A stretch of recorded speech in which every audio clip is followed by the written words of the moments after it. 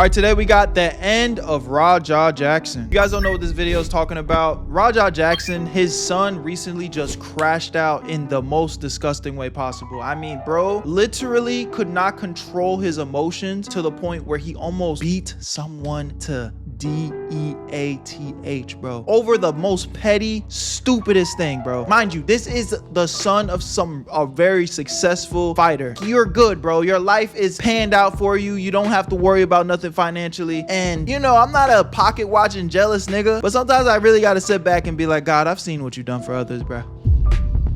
Why do people that have everything just wake up and make it their life mission to just be like, yo, how can I just fuck everything up? Like, how can I just make it to where everything goes south, even though I have my entire world just panned out for me? You know what I'm saying? I don't know. It makes no sense to me. But something that I have been kind of seeing is like Raja Jackson is almost defending his actions. So let's get right into the video, see what it's talking about. Make sure you guys tap into the Twitch streams. The link to that will be in the description. We stream every Sunday, Monday, Wednesday, Friday. Where you at, family? I want to see you there. Pull up. Where you at, Berto?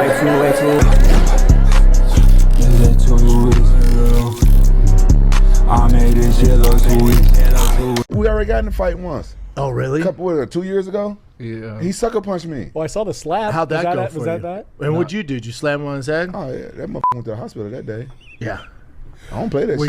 Okay, so again, these are the habits that you're teaching your son. Like, honestly, you're responsible, just as responsible, bro. Fighting 3-on-1 though, two big bitches came out the room too. Like, leave our man alone. You're like, oh god damn. No, you know what? I felt bad about kicking his ass that day, and to this day, he's the only person I ever guillotined. Oh my god. I never get guillotined on nobody. I didn't want to keep punching him, so I guillotined him and he wouldn't tap out. And Oh, you put him to sleep? Yeah, it's looking like we have a lot to unpack. The punches heard around the world, yes, 22 of them to be exact, have been ringing off over the internet for the past couple of days. And just like any other major situation, people are breaking down and dissecting every single last moment of it. Was the wrestler wrong with the beer? Was the company wrong for how they told Raja he could just wail on him? Was Raja supposed to be stopped because he had a concussion beforehand? Is Raja a slave to his chat because he kept getting egged on in order to inflict harm on this guy that was unexpecting of it? Now, I'm not saying that there's any sort of excuse that justifies any sort of attempts of murder on camera, because that's literally what we just saw a couple of days ago. But as I dug deeper into the crates, I found a common link of things that could, you know, possibly make us understand as to why Raja would do this thing to Stu. One, he's got serious anger issues, and two, toxic masculinity has been shaping this young man's life to the point where he explodes, and we're seeing it in real time. Hey, yo, did you get jumped by a bunch of dudes in tights? You said what? You was hugging on a dude in some damn tights. Man, man, you shut the f up. I looked at your stream. You were hugging on some dude in some booty shorts. I wasn't hugging on nobody. I saw you hugging on your coach. So you see, his dad's almost instigating this behavior. He's literally almost co-signing it. He's like, yo, bro, why you acting like a punk? You acting like a punk? I don't know, bro. This nigga might have been cooked from the start. It's his dad. Watch, my dad can't never call me a straight up. How many subs to knock him out? That's a good question. I'm gonna fake crash out. All right, bet.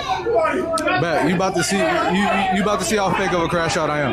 I'm gonna be quite honest with you. This is a culmination of a bunch of different experiences and much things love, that we've Grumpy, talked about on this channel that have been impacting young men over the past 5 to 10 to really a bunch of people's lifetimes. But it's really gotten burdensome with the emergence of people like an Andrew Tate or a Myron or anybody else that is pushing pretty much red pill manosphere ideologies. We thought we were getting into the era of men showing more emotion. We were actually getting men to be further and further down this pipeline of destruction. And that's how you get a Raja Jackson. Now, again, I'm not excusing any of the behaviors that he's displaying in any of these videos, but you can clearly see that he has self-destructive tendencies that are spawned on him by the people in his life, aka his dad. From a clip of him they pushing caveman mentality. Nah, for real. Talking about him having to use a move that he's never done before on anybody in his whole professional career on his son, which doesn't make any sense, to constantly taunting him. And it's not like these are just meaningless taunts. We played it off as jokes in other videos and other conversations. No, this is truly impacting him and affecting him. You like doing stretches? I got you, Abe. Much love, boy. Good. I'm gonna kind of stretch these nuts all over your face. Hey, bro, that's your daddy, man. What the fuck? Hey, who's saying this to their son? Yeah, I got you with one. Fuck you. Give him some good stretches. So now he's going out there with all the skills and training that he has from the MMA fights, from the practices, and he's not using these as a way to do it in a competitive way. He's using it as a way to show that nobody. Much can love, call him Chaos. a Welcome to the bitch stream. anymore, how much of a real man that he is. He has hands that can inflict violence, and he's willing to use those hands to show how much of a man he is. How is that not toxic masculinity? So as we can see, Raja has a bunch of different monkeys on his back, and this was the opportunity for him to get it off his back by displaying his ultimate power. Bet you about to see you about to see how fake of a crash out I am. Now I get a chance to get in the ring and do this and do some shit to him. Exactly. People think this shit's sweet. People think this shit's a f***ing game. Straight up, bro. This nigga really is like an angry sixth grader, bro.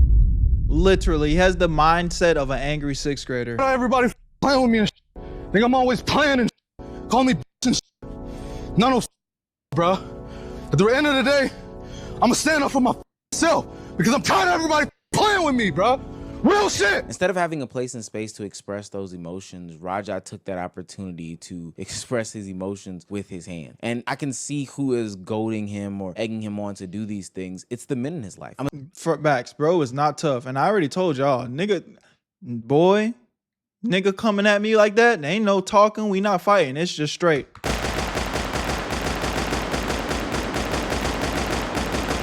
SpongeBob style, gang. Assuming that the chat that he's talking to is mainly filled with men, I know for a fact that his father does a bunch of egging on again and again and again in his life. You know, bullies him, taunts him, does all these different things. That dude was a little bit bigger. Roger would have been sprawled out. I would have been mad.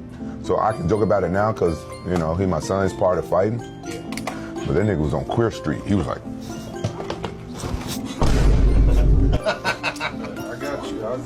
Yeah, this nigga's, bro, his dad's a piece of shit, bro. I ain't gonna lie. But you could see the son is so insecure. But again, if he was pretty much raised and, you know, rage baited by his dad his entire life, I mean, I could definitely see how, you know, his mental is just fucked. Make you do the same shit. No. But at the end of the day, it don't excuse nothing though. You know, on one side of the table, it's like we can assess and understand why he is the way he is, but that don't make the wrong not wrong. You dig? You want? Honestly, the dynamic was weird before, but now that it's leading to violence, it's making everyone question how we even got here. Why didn't we see the signs before? And how could this be prevented going forward? One of the reasons why I keep pointing it back to Rampage Jackson is because even before the match itself, it seemed that cooler heads had started to prevail with the whole Raja and Stu situation. Stu hit him with the can, of course, and then he started to apologize. Raja wasn't taking it, but after some time, they came to this sort of conclusion that everything was supposed to be okay. But only after his father proceeds to antagonize him like he's done in the past does Raja step to the plate and feel like he has to prove himself. I don't got no bread. That's what I'm saying. That's why I be talking to y'all and shit. I'm just like y'all, nigga. My dad got bread. That's his bread. That's not mine. He's rich. I'm not rich. You know, it's just been rough. It's been hard on me, bro. It's just really been hard on me, bro. I've been low-key. I've been stressed about it. I've been stressed about a lot of shit, you feel me? The Raja Jackson story is a story for all young men out there, older men out there, just men in general out there who are trying to find identity within themselves with this age of social media showing them how to be some sort of man every single day. Now, of course, that situation has its own level of uniqueness. One, you have somebody who has to be not all the way mentally there as a father, simply due to the fact that he would go into the ring and do MMA fights and, you know, he's only honest with his chat. That's low-key depressing. Nah, for real. Again, I kind of feel bad. I kind of feel bad for him, but it's like at the end of the day, he's still a bitch though. We can discuss why he's a bitch, and that's his dad's fault, but you know, he got that bitch nigga mentality. Have his face be bashed in as some sort of a career. So like that already throws off. It's what I just hate people that ultimately just accept that victim mentality. Like, oh, everybody hates me. It's like, bro, like the world is so much bigger than you, bro. Like the sun is going to come up with or without you tomorrow. And that's something that I had to like understand from a younger age. Cause I've been there We've all been there. We've all been emotional men, insecure, people making fun of us, wondering why things not going our way. Like, we've all been there at a certain point in our lives. But at some point, you got to realize, like, nigga, that sun's going to come up with or without your ass every day. Every day. You know what I mean? And once you accept that, you can kind of start to make changes where it's like, yo, bro, I got to work hard for me because nobody cares. Nobody cares. Nobody's going to save you. But you're still here on this earth. And it's still an amazing life worth living. So you just got to fucking, you know, lock in for yourself. Lock in for yourself. And that's that's where that confidence is. Because it's like, yo, it's you. It's you against you, bro. You really your biggest enemy. Because everybody else, nobody really gives a fuck. So you just got to get out your own way. The dynamic. Two, from my understanding, Raja's not his like biological son, or there's some sort of murkiness between how they grew up together, what happened and what transpired. But three, and most importantly, it seems like there's not some sort of environment that's cultivated for real, genuine conversation between them. And it looks like Rampage downplays his son and his son's abilities all the time. He has other kids, but he's constantly downplaying, specifically Raja. Raja and his oldest son whole life, I knew them two wasn't going to college. And my two Japanese kids, I knew that it was going to college. So I saved up college tuition for the two Japanese kids and bail money. So what, bail? For Raja and his brother, so. Wow, nah, this nigga ain't shit, bro. This is a terrible father figure, my nigga. Terrible father figure. Don't fuck with him. So while they have their own unique characteristics about their dynamic, what I see persist from their relationship online exists across the board, especially in the era of social media. Even though we are creating more safe spaces for men, I see this push for, you know, hookup culture be perpetuated by the men. I'm just thinking about, again, like the Andrew Tates, the Fresh and Fits. I'm seeing what's propped up on the internet as what the ideal man is. And to be honest with you, as somebody who's a kid, I would be even more confused than any other era before. And honestly, I would have a lot of bad faith actors guiding me as I go down a path of what ultimately will end up being destruction. Do me a favor, put yourself in the shoes of a young kid, somebody that's maybe a preteen or a teenager that's consuming the internet in 2025. And these are the clips that they're watching that go super duper viral on a day-to-day basis. Do you see yourself as a one-woman man? I will never commit to one woman. I only believe in committing into multiple. I want a poly relationship with over 5 women. Damn. Bro, I don't even understand how niggas be on that. Like, on some real shit. Let's just put all the alpha male, red pill, blue pill shit to the side, and just in general, nigga, if you've had at least one girlfriend, you know how emotionally draining a relationship can be. As it should, you know what I'm saying? You are loving and supporting another person's emotions and their insecurities and their baggage, and, you know, trying to balance that out with your own shit. Nigga, 5 of them? 5 girls. I gotta balance 5 girls and their emotions? What the fuck? That literally sounds like torture. I don't know why niggas really be on that or want to be on that. That shit doesn't make any sense to me. Under the same roof. How do you get a woman to commit to you being in a poly relationship? This right here. And bankroll. That's how you get a bitch. Yeah, I guess you're right, Make a whole move, man. This is how we living in life. You know what I'm saying? You gotta live it. 7 wives, man. That's what we doing. Get out of here. Get out of here. Can I ask her something? No. She don't talk. She's not allowed to talk. We don't hold anybody accountable, and we allow mediocrity to strive in the West. And I think we need to go back to shaming fat people. We need to go back to making fun of them. I mean, if I was president, hell, I'd put all of them in a fat concentration camp. And you may sit here and think that your career matters, but the truth is that your job will fire you at a whim and don't give a second. Don't give a solitary shit. So and when you're 52 and you're past it with no grandchildren in a house by yourself, and all your friends have grandchildren in this beautiful life, and you're sitting there by yourself, do you think the fact that you can afford a few extra Gucci bags is going to genuinely make you feel happy? What y'all been doing? Hey, I got a restroom. Huh? I got a restroom. Come on. No, it's okay. I'm lit. What y'all been doing? I'm drinking and shit. You good? You lit? Huh? You lit? You good? I said you lit. I said you lit. Y'all got some bottles?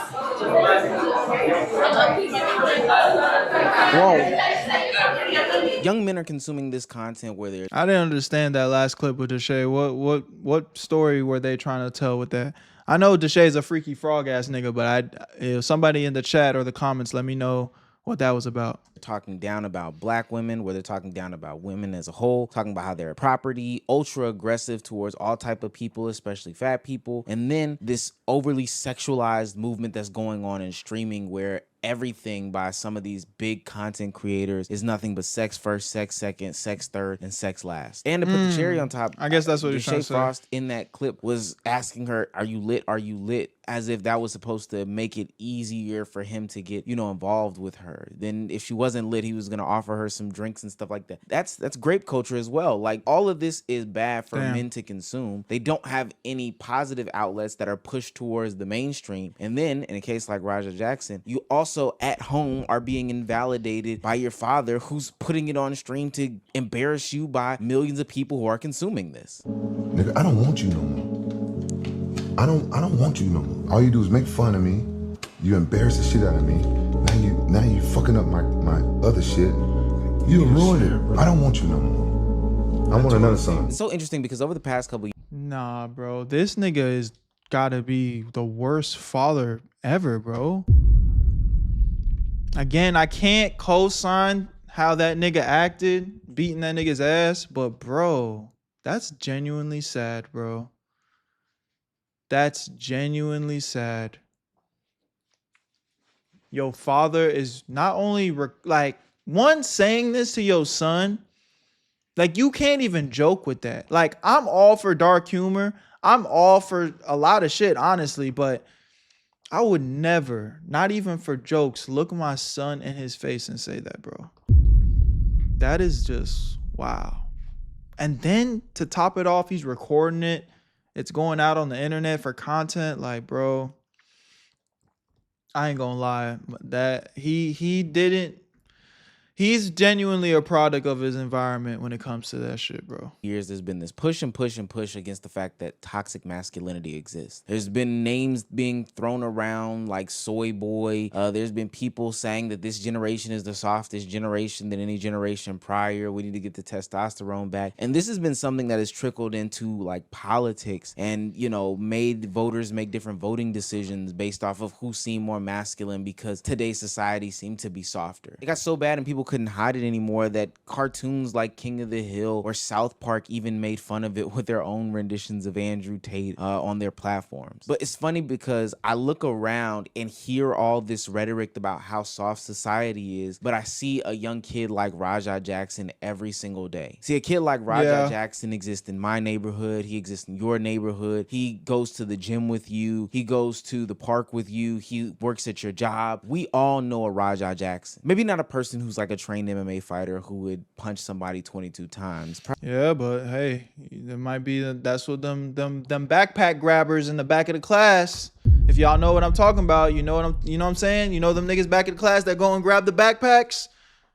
That's kind of sounding like what's being alluded to here. Probably not. But we do know a young man who suffers from toxic masculinity who is looking for any opportunity to get his emotions out there, even if that means in a violent way. In a best case scenario, they'll be able to find some sort of therapy or some sort of outlet to be able to talk through these emotions, maybe a friend group or something like that. In a worst case scenario, they'll end up either dead or in jail and everything in between. To be quite honest with you, I think I see more Raja Jacksons in today's society, ones that, you know, disrespect women, disrespect races, disrespect different types of people who literally aren't asking for it, take out their violent tendencies on people, as opposed to men who are moving in a more healthy and positive light. That doesn't mean that you have to be soft. I'm getting tired of that rhetoric. That's the dumbest rhetoric out there. Nobody's asking anybody to be soft. We're just asking that the alternative doesn't happen. The beat downs, the fights, the shootouts, the violence, the, you know, negative comments, the turning down this red pill pipeline to where you become a caricature of yourself. I'm watching these Jubilee videos of men, real life men, not like characters on the internet, but real life men actually regurgitate stupid ass red pill talking points. But not even like red pill talking points from people who might have any good, you know, intentions behind it. But I'm talking about the stereotypical red pill talking points. Like shit that people would make into a damn skit. A lot of the qualities I bring to the table, other races seem to appreciate